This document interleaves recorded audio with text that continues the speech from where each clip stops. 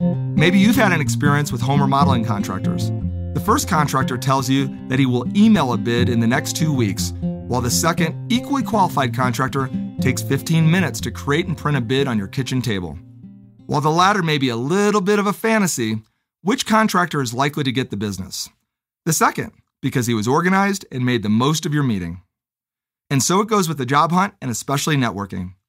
Say you apply for a job and for whatever reason things are delayed. 6 months later, you find out the job was filled. Being outwitted, so to speak, is a common frustration, although I suspect you'd never put it that way. Maybe out-organized is a better euphemism. It's easy to feel that an initial investment of time and effort is all it takes. It's also easy to forget that your competitor might continue that investment over time and pull it right out from under your nose. That's also a point for persistence. So what exactly does planning, organization, and persistence do for you? It helps you to keep in touch with colleagues, follow up on job opportunities, and stay organized with your network. It allows you to track your status at every step of the game, plan future interactions, and juggle multiple opportunities and multiple contacts in several organizations simultaneously. The more you invest, the more involved things become. In fact, if the job hunt isn't, you're probably not maximizing your potential. Keep a detailed log of who, what, when, and where. Sound simple? Let's take an example.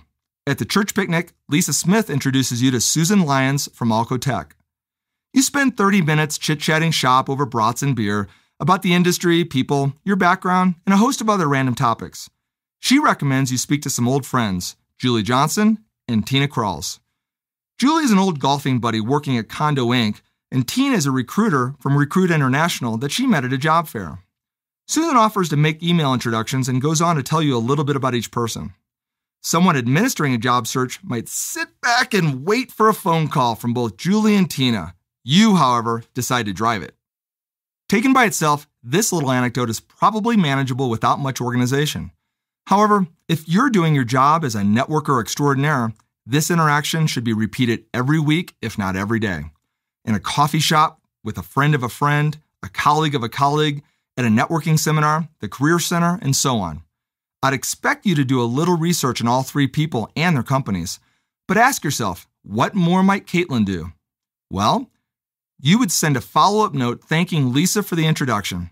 At some point in the future, you might even consider following up with her regarding other colleagues she could refer you to. During your conversation with Susan, you are the most positive person you know, employed or not. Fortunately, because you've already prepared for an interview, Susan sees you as confident and professional, not desperate or pushy. When she asks about your background, you're ready with a soundbite that addresses the question and invites even more interest. You also leave a few topics open-ended and ask if you might continue the conversation next week. And while a phone call works, you suggest buying her a cup of coffee since there's nothing quite as effective as face-to-face networking. Next week over coffee, you casually ask about Tina and Julie, what they're like, and what they might be interested in. You put thought into how you approach both rather than just calling and saying, "Hi, I'm Bob. Susan told me to call. I need a job."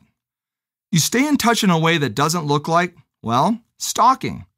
After coffee, you send Susan a thank you note and then, as a professional courtesy, follow up after you speak to Julie and Tina. Congratulations. You're not waiting to be contacted. You're proactively managing your network rather than administering it. Since you're continuing to network beyond just beer and brats, multiply your church picnic experience tenfold. As a result, you've stirred up a hornet's nest of activity.